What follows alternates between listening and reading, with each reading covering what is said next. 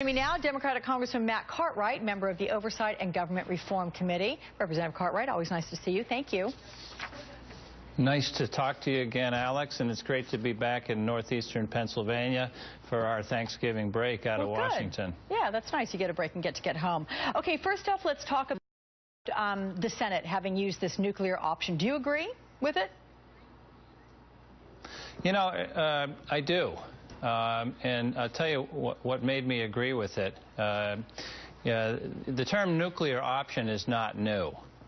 We've heard it for better than a decade, I would say. And it was always in terms of the threat of the use of the nuclear option, that if the minority get too obstreperous, if they do too much filibustering of nominees, you know, for the federal district courts, for the federal appeals courts, certainly for the Supreme Court, for all of the things that require confirmation on Capitol Hill in the Senate, if the minority got too obstreperous, then they would be threatened with the nuclear option. And those threats happen from time to time for a long time.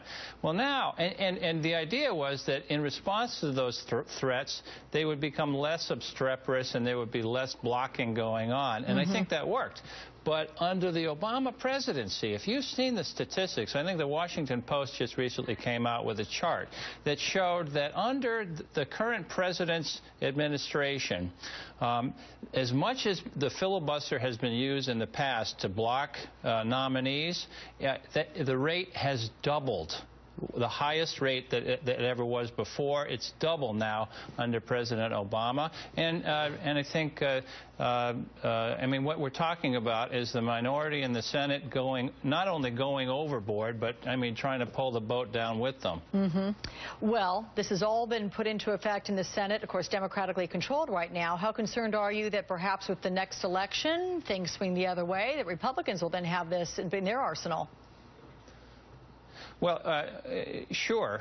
What's good for the goose is good for the gander, absolutely. But I think this is a good thing because, look, you talk about congressional approval rating being, what did you say, 9%? Right. You have to think, well, you have to drill down. Why is it so low? It's because nothing's happening in Washington. There's this utter gridlock. All they want to do is shout partisan remarks at each other, and nothing gets done. And in particular, they're dragging down the nomination process so that in the judicial branch, nothing will be able to get done. That would be horrible. That would shutter the doors to the federal courthouses if there aren't enough judges to do the work.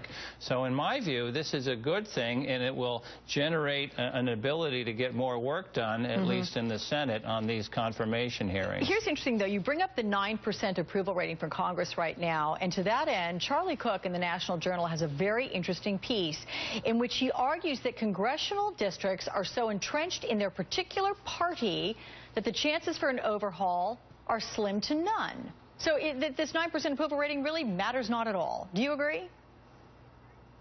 No, I disagree with that. I think there are quite a number of swing districts. You know, I sit down with Steve Israel fairly frequently, and he's the head of the DCCC, and he's done a nice job. And if you've noticed, this year, the DCCC has done a phenomenal job of raising money. Quarter after quarter, they have beat the tar out of the NRCC in fundraising. They have, you know, they really just have to flip 17 seats. And there are a lot of swing districts. For example, New Jersey 3. Our current Congressman, John Runyon, who was an intrepid lineman for the Philadelphia Eagles for so many years, I said to him myself, thank you for saving Donovan McNabb's life as a quarterback of the Eagles. He's been a fairly moderate Republican, but he's retiring. And he told me it was spend more time with his family, but I think there's a little disgust too with the gridlock. He voted against the shutdown as well.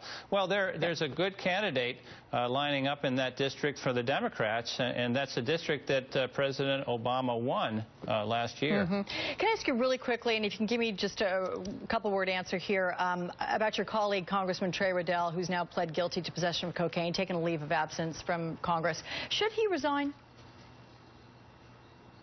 That's going to be up to him. That's really not for me to pass judgment on him. I hope for the best for Trey Radel. I've met him on several occasions. Friendly fellow.